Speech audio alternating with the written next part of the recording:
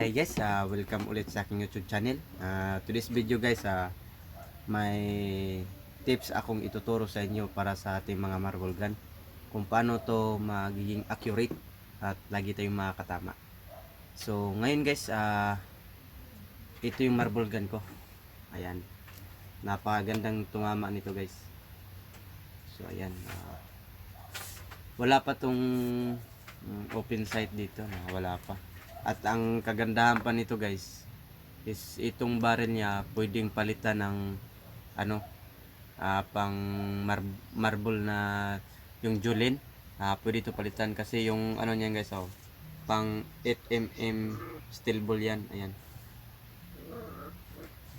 so ayan siya guys, pang 8mm steel ball yung barrel natin. So pwede itong palitan natin guys. Ayan, kaya ayan. So ito nga pala guys yung ano natin sa Jolid. Pwede natin itong palitan. Kung wala tayong Jolin, kung may bulitas tayo, ito yung gamitin natin, yung bulitas. Ayan siya guys. Diba guys? Double purpose siya, kumbaga.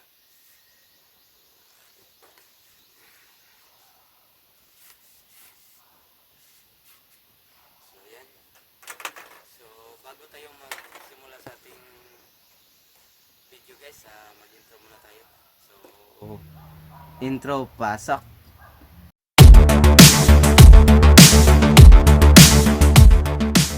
So ganyan guys, magsisimula na tayo sa ating video. So ngayon, ito guys yung marble gun. Ayan. So ngayon guys, ang unang tips na ituturo ko sa inyo, ito yung aluminum tube. Ito yung maganda, kaya pag nagawa tayo ng marble gun, dapat may aluminum tube na sapaw. Kasi yung ito lang PVC, pag lagi tayong nagpaputok sa ating marble gun, syempre apo yung lalabas, kaya iinit at ito lalambot to. Kaya maging ganun to guys. So maging ganun pag pag mainit na siya, gumaganon to ng konti kasi apo yung lumalabas. PVC lang kasi yung barrel natin. So para hindi magliko yung ano natin guys, yung barrel natin, kaya sapawan natin ng tube. Ito sakto lang to guys, sakto lang. Ayan, dapat may tube talaga guys pag nagawa tayo ng marble gun, para hindi hindi maging tong natin yung barrel. Ayan, sakto lang siya. So ngayon guys, doon na tayo sa pangalawang tips na ibibigay ko sa inyo. So ang pangalawang tips guys, itong sa marble gun natin. Yan yung marble. Itong sa barrel natin. So itong barrel natin guys, yung iba nga kadalasan, nakikita ko yung iba, yung gagawa sila ng lock dito, ano lang, iniinit nila to. Saglit. So ayun guys, kasi yung iba guys, pag iniinit nila to, pag magawa sila ng lock dito, yung Jolin lang yung gamitin. Iinitin nila to, tapos iganon lang yung Jolin. Iganon lang nila para mag-lock na yung marble nila, yung Jolin. So ngayon, sa akin guys, hindi. Iba ako kung maggawa yan.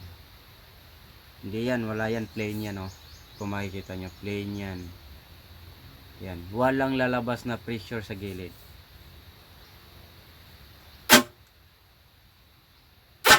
Walang lalabas na pressure dyan.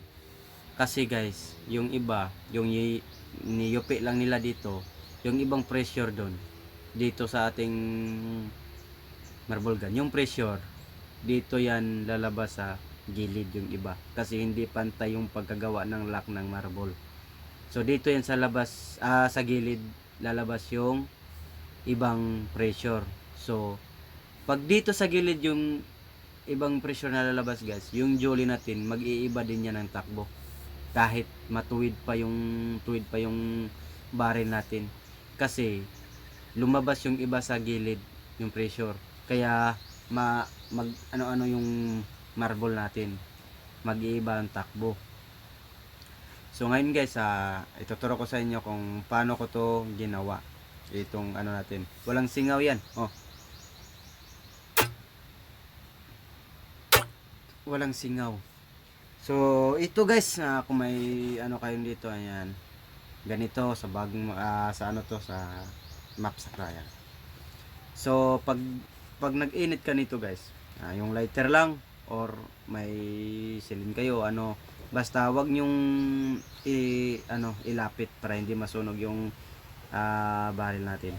So pag nainit na guys, iikot ka ng tatlo. Ayan. Tatlong ikot. Tapos guys, ito yung barrel natin. Ito. Higpitan nyo itong lubid. Tapos itong ano, yung barrel natin, iikot mo. Iikot. Ayan, ikot mo. Para lumiit yung na nilagyan natin ng lubid. Para lumiit siya. Pag sa tingin nyo nga maliit na, wag nyo ring sobrahan sa liit. Sakto lang. So, tingin nyo kung maliit na siya, tapos tanggalin nyo to. Maghulog kayo ng marble or jolene dito. Kasi para mag-lock siya. Pag mag-lock siya, wag mo na kukunin yung marble. Hintayin nyo nga tumigas yung ginawa nating lock. So ngayon guys, pag nagawa na pag may lock na siya, pag ipasok mo to sa elbow or T, so hindi to siya kakasya kasi lumiit na. So putulan natin hanggang makita yung jolene konti. Ayan o.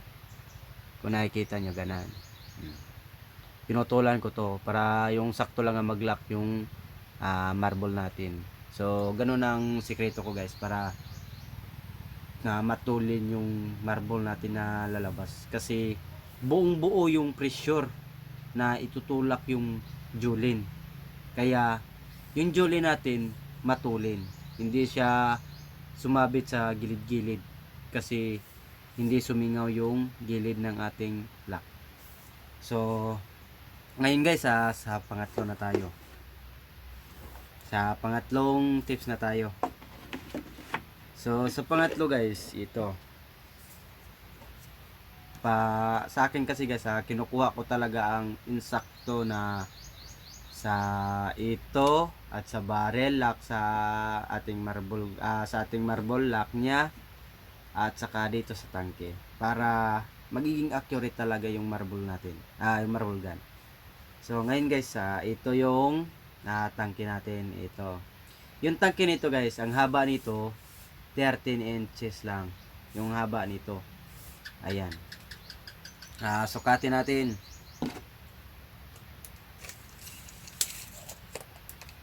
So ayan, kung makikita nyo, 13 lang yan, 13 inches.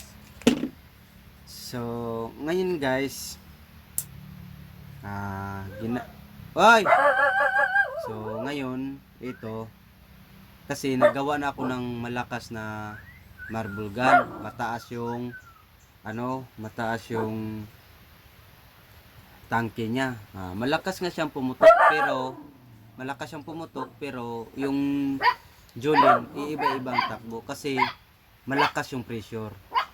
Ito guys, kinuha ko lang yung saktong pressure para sa ating jolene. Para sakto lang yung jolene na itulak niya, sakto lang sa lakas. Kasi lahat ng guys, may yan, may sukat. May sukat yan para sakto lang yung lakas niya. So ngayon guys, ang sukat nito 13 inches lang. So yung divider ko guys, isa lang. Dito lang yung divider ko. Diyan yung divider ko. Isa lang yung divider ko. Kasi para pagputok niya, yung pressure niya guys, ganun lang kalaki yung butas nito guys.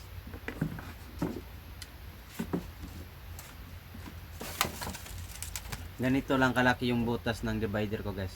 Wala nang butas sa gilid yan. Dito lang sa gitna yan.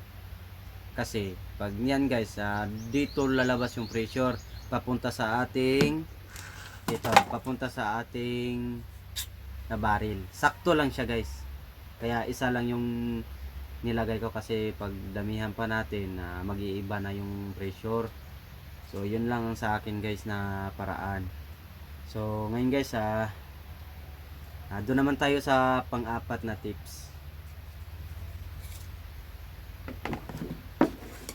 So sa pang-apat na tips guys, pag mamamaril na tayo sa ating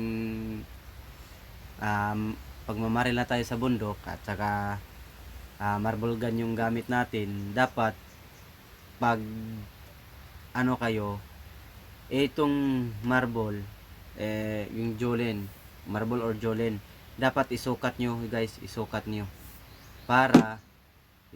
siya para yung sakto lang yan sa baril, hindi siya malaki, di ba? Yung hindi siya ano dito yung sasabit, yung sakto lang. Pwede din yung maliit guys, basta walang singaw yung lock nyo dito. Ayan, pag walang singaw yan, pwede din yung maliit. So ano natin guys, sukat natin bago tayo mamaril para hindi masayang yung ano natin. So guys, sana may natutunan kayo sa aking tips na ibibigay. So hanggang dito na lang po ang ating video at maraming salamat po sa manonood. Kung bago ka pa lang po sa aking YouTube channel, sana mag-subscribe ka na at mag-like at pindutin yung notification bell para updated kayo sa aking video na i-upload. See you guys, bye bye, maraming salamat, God bless.